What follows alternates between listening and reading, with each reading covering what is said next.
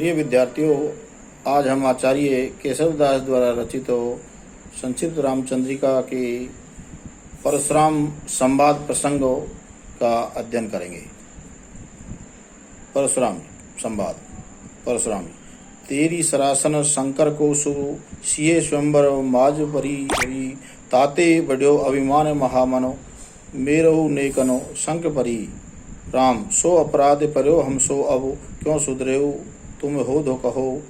परशुराम: बाहु देख दोहु उठारहु केशव आपने धाम को पंथ गयो। यह अवतरणों धनुष भंग के बाद आए परशुराम जी के साथ राम के जो संवाद से संबंधित है। राम ने परशुराम जी से कहा कि आप निसंकोच होकर के अपने मन की बात कहिए। तब इस बात को सुनकर के परशुराम जी आवेश में आ गए और राम से कहने लगे कि हे राम। परशुराम जी कह रहे हैं कि हे राम, यह सत्य है कि तेरी सरासन शंकर को शुभ सिंह स्वयंवर माज भरी, कि यह सत्य है कि तुमने शिव धनुष को भंग किया है, शिव धनुष को तोड़ा है और तोड़ करके सीता का स्वयंवर में वर्ण किया है। ताते बड्यो अभिमान महामन, इसी कारण तुम्हारा जो तुम्हारे मन में जो अभिमान है वो अत्यधिक बढ़ गया है और उस अभिमान के कारण तुमने मेरहु नेकन शंक करी परी, मेरी तनिक भी, मेरी मानी मेरा, नेक मानी थोड़ा भी, तनिक भी, शंक मानी डर अपने मन में नहीं रखा। राम आगे विनती कर रहे हैं कि सो अपराधे पर्यो हमसो अब क्यों सुधरेऊ तुम धो कहो। कि हे परशुराम जी, ये शिव धनुष भंग का जो अपराध है हमसे हो गया है। अब आप ही इसका मार्ग बताइए कि इस अपराध को कैसे सुधारा जा सकता है, इसका क्या प्रायश्चित किया जा सकता है, किस प्रकार ये सुधारा जा सकता है। तो परशुराम जी उसके लिए कह रहे हैं कि बाहु दे दो कुठारे केशव आपने धाम को पंथ गयो। केशवदास जी परशुराम जी के माध्यम से कह रहे हैं कि अपनी दोनों भुजाओं को मेरे कुठार से को दे दीजिए, अर्थात मैं अपने परसे से, अपने कुठार से तुम्हारी दोनों भुजाओं को काट लेता हूं और उसके बाद में तुम अपने घर के मार्ग की ओर चले जाइए। तो अब यही एकमात्र जो है सुधार हो सकता है कि तुम अपने दोनों भुजाओं को इस कुठार को दे करके और अपने घर चले जाइए और अपने अपराध से मुक्त हो जाइए। तो इसमें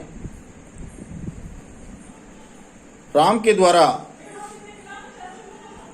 जो शिव धनुष भंग का जो अपराध हुआ है उसके लिए श्री राम ने सामान्य रूप से परशुराम जी से कहा कि मुझसे जो अपराध हो गया है, तो उसके लिए परशुराम जी ने श्री राम को दोनों भुजाओं परसे को देने के लिए, अर्थात दोनों भुजाओं को कटवाने के लिए जो विधान है वो सुनाया।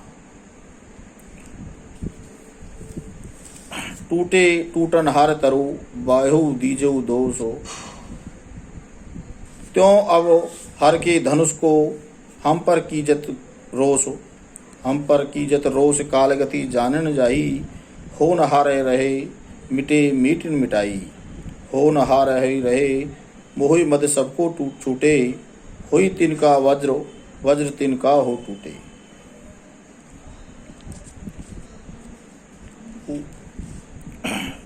प्रस्तुत पद्यांश में रामचंद्रिका के परशुराम संवादों से लिया गया है। इसमें शिव धनुषों के भंग होने की बात को सुनकर के परशुराम जी है वो अत्यधिक क्रोधित हो जाते हैं। तब उन्हें शांत करना चाहते हैं, तब उन्हें श्री राम उन्हें शांत करना चाहते हैं। तो वे परशुराम जी से को समझाते हुए कहते हैं कि टूटे टूटन हार तरु, टूटन हार मानी टूटने योग्य, तरु मानी वृक्ष, कि जो पेड़ जो वृक्ष टूटने योग्य हो जाता है, टूटे टूटन हार तरु अर्थात जो वृक्ष टूटने योग्य हो जाता है, वायु दीजो दोष हो, उसके टूटने से कोई नहीं रोक सकता, परंतु उसके टूटने का जो है दोष है वो हवा को दिया जाता है, वायु को दिया जाता है, उसे वायु पर उसे दोषारोपण किया जाता है। उसी प्रकार जो है त्यो मानी उसी प्रकार अब हर के धनुष को हम पर कीजिए रो। उसी प्रकार शिव का जो धनुष है वो भी टूट गया है, भंग हो गया है, और उसके टूटने पर आप हम पर क्रोधित हो रहे हैं। ये आपका क्रोध करना है वो उचित नहीं है, क्योंकि आप समझते हैं कि समय की जो गति है वो परिवर्तनशील है और परिवर्तनशील समय की गति पर विचार करना चाहिए। तो हम पर कीजो रोष काल गति जाने न जाई, कि काल की अर्थात जो समय की जो गति है उसको कोई नहीं समझ सकता, इसलिए हम पर जो क्रोध कर रहे हो वो उचित नहीं है, क्योंकि हो न हार है रहे हो मिटे मीटे न मिटाई, कि जो होनी होती है वो होकर ही रहती है। होनी बलवान है, होनी है वो प्रबल है, जो होकर ही रहती है, इसलिए मिटे मेटिन मिटाई, उसको कोई यदि मिटाना चाहे तो भी उसको मिटा नहीं सकता, उसको कोई रोक नहीं सकता। जो होना है वो होकर ही रहेगा, इसलिए होनहार है वो बलवान है। तो उसके प्रति जो है हमारा जो मोह है और जो अभिमान है, जो घमंड है, वह करना व्यर्थ है। अर्थात होनहार रहो मोह मद सबको छूटो, कि जो उस